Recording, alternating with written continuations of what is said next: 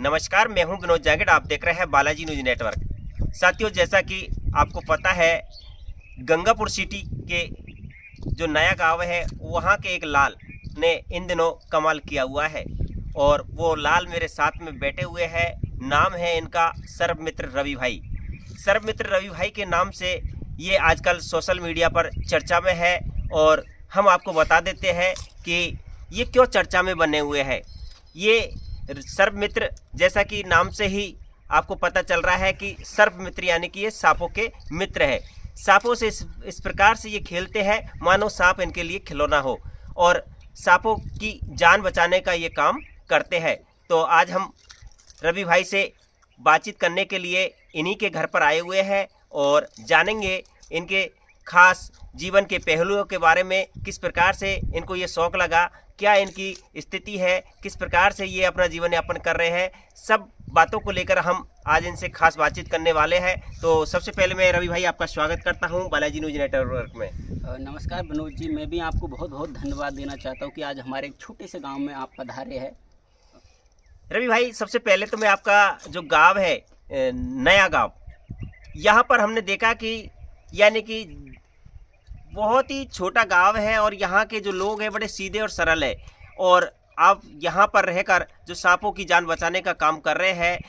किस प्रकार से आपको ये शौक़ लगा, कब से आपके ये जो सांपों की जान बचाने का जो आप सेवा करने का काम कर रहे हैं, वो किस प्रकार से आपके जिज्ञासा आपके अंदर आई? विनोद जी, पहले हमारा गांव गांव में मतलब घर गांव में था, लेकिन हमने पानी के अभाव कम था वहाँ पे पानी, तो हमने यहाँ बना लिया घर। और यहाँ देखा कि छोटे छोटे सांप है वो अक्सर हमारी छपरे के अंदर घुस जाते थे और उनको मैं मारना नहीं चाहता था क्योंकि बेजुबानों को शुरू से ही बचाने की मेरी जिज्ञासा थी। तो एक दिन मैंने सोचा इनको पकड़ते कैसे हैं, इनको रेस्क्यू कैसे करते हैं। तो मैंने यूट्यूब से देखा, गूगल से देखा, तो मैं धीरे धीरे इनको रेस्क्यू करने लग गया।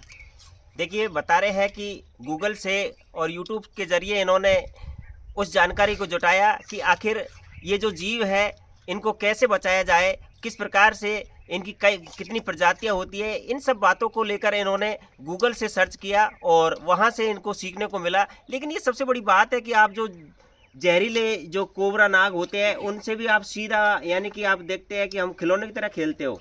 नहीं विनोद जी, ये क्या होता है कि एक डर होता है लोगों के कि सांप देखते ही लोग मारने के लिए भागते हैं क्योंकि उनको लगता है कि हमें काट लेंगे। लेकिन बेवजह सांप किसी को नहीं काटता जब तक उसको चोट ना पहुंचे, जब तक उसको ऐसा नहीं लगे इस चीज़ से मुझे खतरा है, जब तक कोई भी सांप आपको काटेगा नहीं। और आपने कई बार देखा है कि मेरे हाथों में करीबन 10-10, 15-15 आपको सांपों ने देखा है कि इसके हाथ में 10-15 सांप ऐसे ही लटके रहते हैं। तो लेकिन हकीकत ये है कि जितने भी हमारे सांप क्षेत्र में करीबन 22-23 प्रजातियाँ, 18 प्रजातियाँ लगभग मिलती है, उनमें से मात्र 2 ही सांप जहरीले हैं।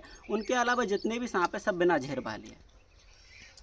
तो बताया कि कुछ सांप ही जहरीले होते हैं, बाकी सांप जहरीले नहीं होते।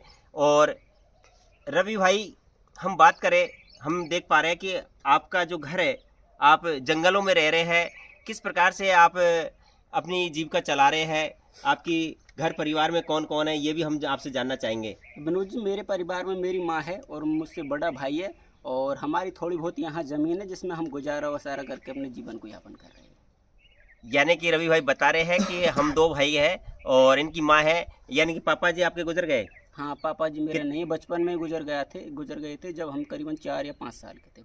यानी कि रवि भाई जब 4-5 साल के थे, पिता का साया उठ गया और उसके बाद से ये माँ के साये में ही पले बड़े और आज इन्होंने यहाँ पर हम देख पा रहे हैं कि सांपों के प्रति इनको इतना प्रेम हो गया कि ये दिन रात सांपों के लिए जान बचाने का काम कर रहे हैं। जहाँ से भी इनको सूचना मिलती है फ़ोन के माध्यम से, तो वहाँ पर ये तुरंत पहुँच जाते हैं।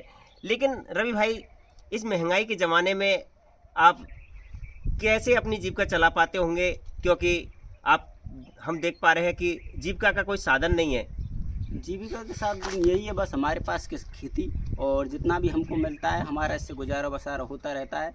और सांपों की ऐसी बात है कि लोगों का यहाँ सांप को ही बचाना हमारा महत्व नहीं है। कई बार होता है कि सांप बिना जहर वाले सांप काट लेते हैं या फिर जहर वाले सांप काट लेते हैं, जहर नहीं छोड़ते, और उस स्थिति में हम किसी झाड़ फूंक वाले बाबा के पास चल जाते हैं और अक्सर जान बच जाती है। लेकिन कभी कभार ऐसा होता है कि हज़ारों सांप में से 2-5 सांप ऐसे होते हैं जो किसी के जहर छोड़ देते हैं, और उस स्थिति में हम झाड़ फूंक वाले बाबा के पास जाते हैं तो अक्सर हमारी जान चली जाती है। और उस स्थिति में झाड़ फूंक वाले बाबा यही बोलते हैं कि इसकी किस्मत में तो ऐसा ही लगा था। लेकिन मैंने अब तक लगभग 174 लोगों को हॉस्पिटल भेजा था, जिनमें से 32 लोग ऐसे थे जिनको मैंने झाड़ फूंक वाले बाबाओं के पास से बेहोशी हालत में उठाया था, और लगभग 174 लोगों की आज जान सलामत है और जिंदा।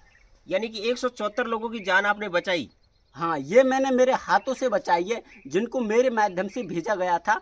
और ना जाने कितने बेजुबानों की और कितने इंसानों की जान बची है, जो लोग अपनी वीडियो देख के आज जागरूक हो गए हैं, अंधविश्वास से दूर हो गए हैं कि अंधविश्वास के चक्कर में कैसे आज लोगों की सांप के काटने से मृत्यु हो रही है। लेकिन मेरे क्षेत्र में लगभग अब कोई भी सांप के काटने से सीधा हॉस्पिटल ही जाता है, झाड़ फूंक वाले बाबा के पास नहीं जाता है। तो साथियों, जैसा कि बताया कि कम से कम 174 लोगों की तो ये जान बचा चुके हैं, ना जाने कितनों जीवों की इन्होंने जान बचाई है। ये बहुत ही सराहनीय है और महान कार्य ये कर रहे हैं। आज इन्हीं के साथ में इनकी माँ है, उनसे भी हम बात करेंगे। माँ, आपका बेटा बहुत ही अच्छा काम कर रहा है और चारों तरफ इसकी चर्चाएं हो रही है। आपको भी डर लगता है क्या सांपों से? फिर नहीं लगता? नहीं लगे, सांप से डर आपको भी नहीं लगता? मतलब आपने आपके बेटे को तैयार कर दिया, तो ये जो काम कर रहे हैं ये अच्छा है। अच्छा है।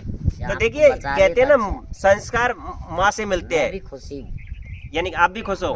मैं खुशी हूँ। तो देखिए, ये माँ है और कहते हैं कि संस्कार जब माता पिता से मिलते हैं तो बेटा बेटी वही काम करते हैं। आज माँ भी ये चाहती है कि जीवों की जान बचनी चाहिए, जो जीव है उनकी रक्षा होनी चाहिए। तो रवि भाई भी उसी काम को ये कर रहे हैं।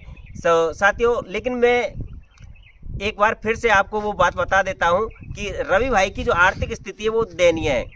माता जी, परिवार की हालत बहुत गरीबी में है। हम देख रहे हैं कि एक घर बनाकर आप यहाँ पर रह रहे हो, कैसे गुजारा होता होगा? गुजारा कर रहे हैं, टाइम पास कर रहे। सरकार से कोई सहायता मिली कभी? कभी सहायता नहीं मिली हमको। कोई सहायता नहीं मिली? तो साथियों, देखिए, बताया जा रहा है कि सरकार के द्वारा भी कोई सहायता नहीं दी गई।